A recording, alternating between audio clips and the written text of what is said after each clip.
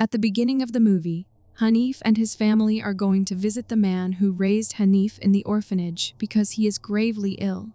Suddenly, something collides with the car, forcing Hanif to slam on the brakes. He pulls over to the side and gets out. And that's when Sandy sees a dead deer, and they assume that this might be the animal that hit their car. However, as they drive away, a girl is shown lying injured and unconscious on the other side of the road. Comment. Subscribe to Recapss Horror. At the orphanage, Hanif introduces his family to his friends Maman and Siti. Soon after, their other friends, Anton, Jeffrey, and their wives, Eva and Lena, also arrive. Later, Hanif asks Maman where the children are, and Maman says 2 are here while the rest went on a bus trip and will return tonight. Maman then introduces him to Hasbi and Rani, and Hanif also calls his kids over to meet them. After this, they all go inside, and Hanif tells Nadia that Mr. Bandy raised all of them here, and that if it weren't for him, they probably would have never met. Meanwhile, Sandy asks Hasbi how long they've been living there, to which he says he's been there since he was a baby, and that Rani's mother left her at the orphanage when she was 10. Rani insists that her mother didn't abandon her and that she will come back. But Hasbi tells her she's not coming because the pregnancy was an accident. Dana asks Sandy if that is his room, but he tells her no, and that it hasn't been opened for a very long time. Later, Haki goes to the room and tries to open the door, but when it doesn't budge, he presses his ear against it, trying to listen. Rani suddenly says it hasn't been opened in 20 years. She sits beside him, and he asks what's inside, to which Rani explains that there used to be a woman named Mira who worked there. One day, she left the orphanage with a little girl named Morny. Later, she returned screaming that a demon had taken Morny. She kept screaming like a madwoman, so they locked her inside this room. Everyone else went out to search for Morny, while Mira continued banging on the door, but no one opened it. Rani tells him that when they finally opened the door, Mira was found dead, because she had kept smashing her head against the door until her skull cracked open. After that, everyone believed she had killed Morny, and some even say that her spirit is still trapped inside. Haki asks, what happened to Morny? And Rani replies that she's still missing. They say Mira buried her somewhere in the forest, but no one knows where. Later, while Anton is showing childhood photos of Hanif and the others to the children, Haki asks why all the photos are placed backwards. Anton says, let me see, and Haki hands over the photo album. Anton flips through it and finds an old picture. Haki asks who that is, and Anton explains she is Mira, the woman who took care of them when they were little. Haki says, the one who went crazy, got locked in a room, and kept banging her head against the door until it cracked open? Dana says that's nonsense, but Anton calmly says that she fell ill and passed away. Haki then asks who the girl next to her is, and Anton tells him it's Morny, the girl who went missing. Haki says, the one Mira murdered and buried in the forest? Nadia quickly interrupts by asking if anyone is hungry, and the conversation ends as everyone walks away. Later, Anton asks what will happen to the orphanage after Mr. Bandy is gone, and Jeffrey says he heard Bandy's son might sell it or turn it into a resort, but Hanif replies that they're rich and not selling it. When Jeffrey asks who will take care of it, Hanif says they will help. Anton warns they don't know what could be uncovered if it's sold, but Hanif insists it won't be sold. As they are leaving, Hanif notices a blood stain and a piece of cloth on the bumper of his car. And to his shock, he also discovers a clump of human hair tangled on the bumper. He takes Jeffrey with him, and on the way, he tells him that he hit something while driving there.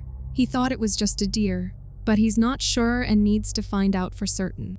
When they arrive, they are horrified to see the dead body of the girl, and Hanif says he thinks he hit her.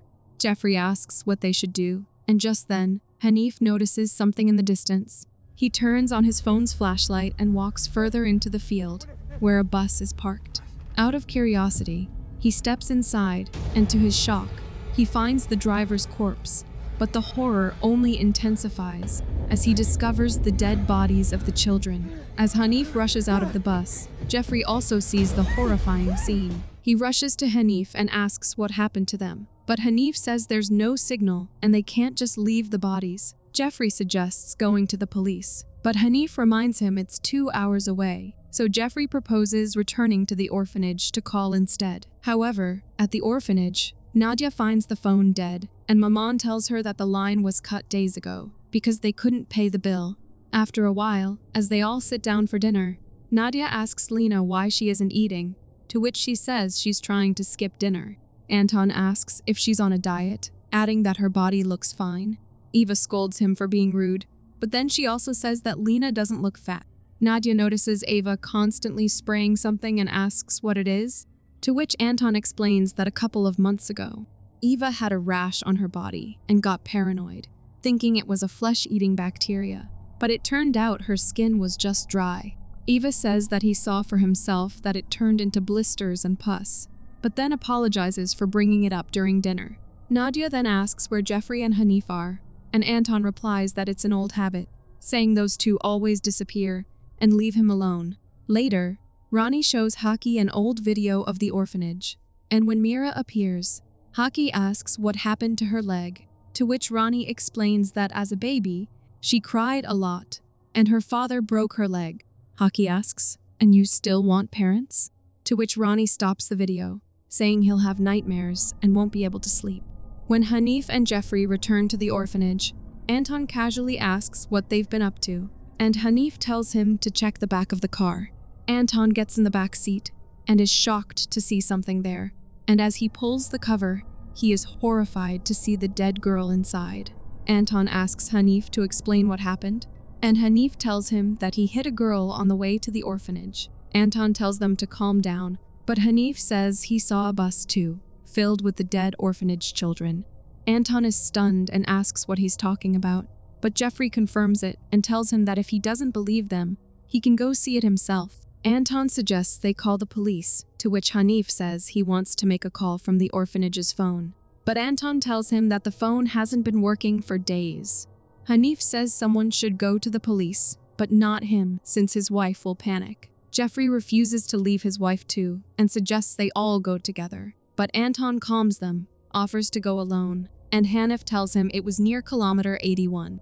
Dana asks Hasby what the building used to be, but before he can reply, Ronnie says it was a mental institution. Hasby denies it, saying it was just a dorm for the orphans, but was abandoned. And Rani explains they stopped using it because they kept hearing footsteps. Haki asks if she meant Mira's footsteps, and Rani says yes.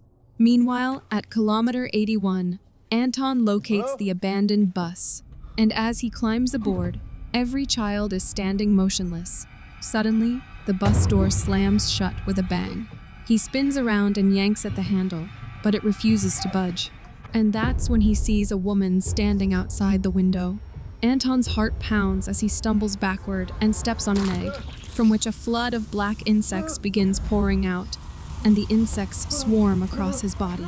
Terrified, Anton tries to shake them off, but he falls and thrashes desperately as the insects engulf him, crawling into his mouth, and one of his eyes pops out before he collapses onto the floor. Meanwhile, Nadia is with Hanif when a thud echoes through the room, and both freeze in horror as they see a decapitated chicken lying lifeless on the table. On the other hand, Lena tells Jeffrey that she's undergoing hormone treatment, explaining that her weight gain isn't from food, but from unstable hormones. Jeffrey reassures her that she's already slim and that he will always love her, no matter what. She snaps that he never listens to her, to which he asks if all this negativity is also due to the hormones. But she quietly leaves the room. Outside, she looks at herself in the mirror and sees that her reflection is swelling, as if the mirror itself is mocking her. She bites into the apple and slowly lifts her top before the scene abruptly cuts.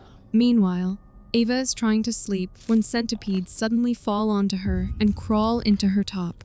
Startled, she jumps up and tries to brush them off, but to her horror, they begin crawling all over her body. She desperately struggles to brush them, but they crawl into her mouth, making her choke. Outside, under the influence of some dark magic, Lena grabs the skin on her neck, believing she is slicing away excess fat, but in reality, she has severely cut herself. After a while, when Jeffrey comes out, Lena turns to him and asks, "Am I skinnier now?" Horrified, Jeffrey tells her to put down the knife, when suddenly, she snaps out of the dark magic and recoils in shock at her own condition before collapsing. Jeffrey rushes to check on her and calls out for Hanif. Hanif and Nadia hurry out and are equally horrified at her condition, and they quickly decide to take her to the hospital. However, when they come out, they see Ava coughing uncontrollably. Nadia asks, "What's wrong?" But Ava can't speak, and before Nadia can make sense of it, Eva spits blood on her mouth, forcing Nadia to step back in shock. Eva then vomits a swarm of centipedes that crawl across the floor. Her hands claw at her skin as she scratches frantically, and everyone watches in frozen terror as the centipedes crawl under her skin. In a frenzy of pain, Eva grabs her arm, tears it with her nails, ripping it away, and from the raw wound, the centipedes begin to crawl out over the floor, and then she collapses on the floor. Dana and Hasby are in the gaming room, where he's pointing a gun at a mouse. Dana asks if he has to shoot it, and he says they're pests that eat their food. She suggests storing the food in the cupboard, but he explains that it has holes, and they're not wealthy. Dana says she's going to the living room, and he tells her to go ahead. Shocked, she says he is not as nice as she thought, prompting him to insult her, and she storms out of the room. Meanwhile, on the way to the hospital, they realize they've been driving in circles. Jeffrey says it's happening again, and when Nadia asks what he means, Hanif reveals that 25 years ago, there was a fire in one of the rooms at the orphanage, in which 3 girls died, and they discovered that Mira had been using black magic, and she had burned the children as a sacrifice. They tried to run away in fear, but every time they fled, they always ended up back at the orphanage. Eventually, Mr. Bandy, with the help of Jeffrey and Anton, and him captured Mira and locked her inside that room. She kept banging her head against the door, and when they finally opened it, she was dead, her skull cracked open. Unsure of what else to do, they buried her in the same room and poured concrete over the ground. Meanwhile, Hasby feels his hand moving on its own, and panic sets in as he realizes he can't control it. An invisible force makes him grab a staple gun, and his eyes widen in fear as the tool moves toward his face.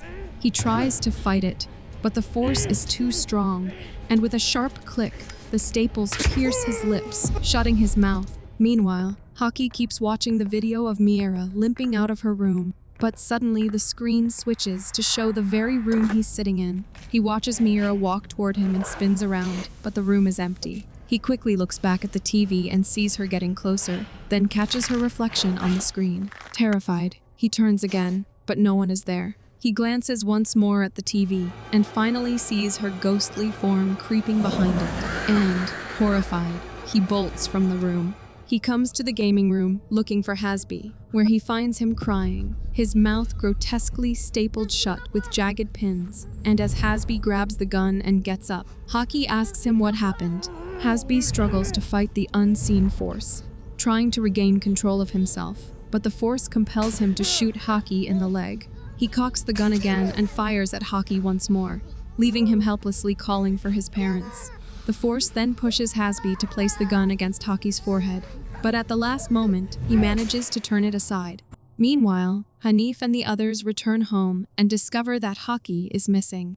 Nadia tells Sandy and Dana to go look for him, and then she approaches Hanif, who tells her there isn't enough space in the car. Nadia suggests using the bus, since the children should be returning from their tour tonight, but Hanif grimly reveals that there was an accident, and all the children are dead. Just then, Sandy and Dina return, reporting that they couldn't find Haki either. Sandy leads Hanif to another part of the building, saying they were here earlier, and together they begin searching for Haki. Meanwhile, Jeffrey notices Lena sitting in the distance, and as he steps closer, his blood runs cold seeing her devouring caterpillars. She rises slowly, still chewing, murmuring in a calm voice, "It's so good." Jeffrey warns her that those are poisonous caterpillars, and suddenly, Lena comes back to her senses, before finally collapsing. On the other hand, Nadia sees a woman entering Mr. Bandy's room, and when she follows, she hears strange noises coming from under the bed. Curious, She bends down to investigate and notices a broken tile on the floor. And when she removes the tile, she discovers a small box hidden underneath. Opening it, she finds photographs inside and is immediately shocked, bursting into tears. She glances at Bandy, who is silently watching her, prompting Nadia to quickly leave the room. When she comes out, Hanif asks her what happened, to which Nadia hands him the photos and asks, "What is going on?" Hanif is equally shocked as he looks at the images, and Nadia then asks, "Who are those girls in the photos?" To which Hanif replies that they were all his friends. She accuses, "Mira was protecting those girls. That's why she was killed. And you and Bandy tried to hide all of it." Hanif says it seems like someone is trying to get revenge, and when Nadia asks who could do such a thing, Dana hands her a photo. As Nadia turns it over, she is shocked and quickly passes it to Hanif, and on the back, City's name is written. Nadia asks, "Who invited us here?" And Hanif replies, "Maman and City." Just then, Jeffrey enters the house carrying Lena and says they need to take his wife to the hospital, or she will die. But Hanif reminds him that they can't escape the place. Jeffrey asks what their mistake was, to which Hanif shows him the photos Nadia found in Bandy's room. And Jeffrey says he didn't know anything about them. Hanif then asks who invited them there, but at that moment, Maman and City arrive. Furious, Jeffrey jumps up and strikes Maman, and, pointing a knife at him, Nadia asks, "Where is my son? And why did you invite us here?" To which Maman says, "They don't know." Hanif shows him the photos, and upon seeing them, Maman is equally shocked. City finally speaks up, revealing that Bandy had harassed all of them. And when Jeffrey asks why no one said anything, City explains that they were threatened. She recounts how Bandy locked 3 girls in a room and poisoned them as a warning, so they wouldn't speak out. She admits she spilled water on her face on purpose to prevent him from touching her again. Mira had tried to protect them, but Bandy framed her, and she was eventually locked up by Anton, Jeffrey, and Hanif. Mira had resorted to black magic to protect the girls, and had planned to kill Bandy, but admits she and Maman know nothing about what happened today. Just then, a girl stumbles into the house and collapses. Maman and City rush to her side to check on her, while a shocked Hanif tells Nadia that what they hit on the road wasn't a deer. Mostika reveals that they were on their way home, but she doesn't know how the bus lost control. She recounts that it suddenly stopped. A woman entered, and then all the children seemed possessed, banging their heads against the seats and windows. She admits she didn't know what to do, so she ran, only to be struck by a car. Furious, Hanif confronts Bandy, grabbing him by the throat and snarling, "I would rather die abandoned than meet someone like you." But Nadia intervenes and pulls Hanif aside. She tries to calm him down, reminding him that they need to find Haki and leave immediately. But only then is Hanif's attention drawn to a photograph, and seeing a picture of Mira with a child, he realizes that Morny was her daughter. He tells Nadia that Morny is behind all of this, but just then, they hear Hasbi calling for help. They quickly rush outside and find Hasbi with Haki, who explains that it was all an accident. They all rush out to leave, when Eva suddenly jumps onto the hood of the car. She stares at them and says, "Look at all the people you love. That's what it feels like to lose them." Then she suddenly snaps back to her senses and, confused, asks everyone what happened to her. But before anyone can respond, she collapses onto the windshield, and then starts violently banging her head against it. And she continues smashing her head until she finally collapses and falls to the ground. Soon after, Hanif sees Morny standing in the distance, who rises into the air and begins drifting toward them. Terrified, they all step back as she lands on top of the car. Everyone runs back into the house, but Morny forces Hanif to the ground, and as he tries to get up, he realizes he can't move and starts choking. Nadia grabs a sickle and calls out to Morny, but Ronnie strikes her and knocks her to the ground. Later, inside a room, Eva is frantically scratching her body. Then, several porous holes form on her back, and cockroaches crawl out of them in a swarm. Lena, drenched in blood, tries to reach for Jeffrey with a desperate, pleading look, but something unseen grabs hold of him, and his fingers and arms snap before he collapses. In another room, scalding hot water pours down mercilessly onto Maman, City, Hasbi, and Mustika. The blistering spray sizzles against their skin, burning their flesh as they writhe and scream in agony. In another room, Dana and Sandy are trapped, where Sandy is violently vomiting thick blood mixed with writhing insects, and Dina screams as something unseen slashes across her back, carving deep, bloody gashes into her skin. She then goes to Hanif and wakes him up, but as she turns to go to Haki, she is suddenly thrown against the wall, causing her to fall to the floor. Morny appears and says that her mother wanted her to stay pure, untouched by Bandy's filthy hands, unlike the other girls in the orphanage, but she failed. She then declares that they will all die tonight because everything is their fault. Nadia asks why she killed all the children on the bus, to which Morny replies that those children are better off dead than living in a place like this. Nadia desperately asks what her children ever did to her, and Morny answers, their father killed her mother. Ronnie yanks the blood-soaked sickle from Bandy's body and walks toward Nadia, and without a word, she places the sickle in front of Nadia before stepping back. Nadia hesitates, then picks it up and tries to attack Morny, but Morny's voice stops her and tells her that it's not for this.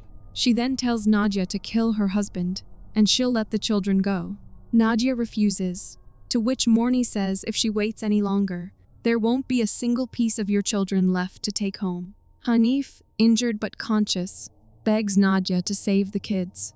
But before Nadia can decide, Haki suddenly plunges a screwdriver deep into Morny's back, and everyone snaps out of the black magic, and Morny turns slowly and pulls the screwdriver out of her spine.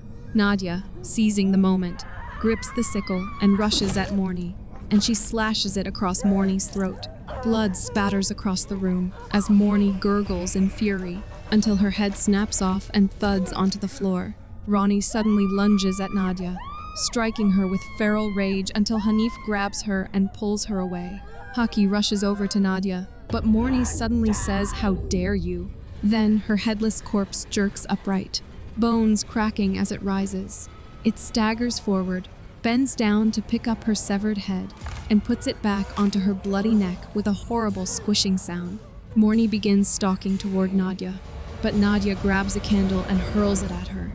The flame catches instantly, and seizing the moment, Nadia and Hanif drag Haki and Ronnie out of the room. Bandy begs them to save him, but Hanif slams the door shut. Inside, Morny's blazing body collapses onto Bandy, and the fire engulfs them both before the scene cuts to black. A few days later, Nadia is picking up Haki from school when she suddenly spots Morny's reflection in the side mirror, but she vanishes the very next moment. Meanwhile, inside the orphanage, the sound of Mara limping echoes through the halls, and the movie ends there.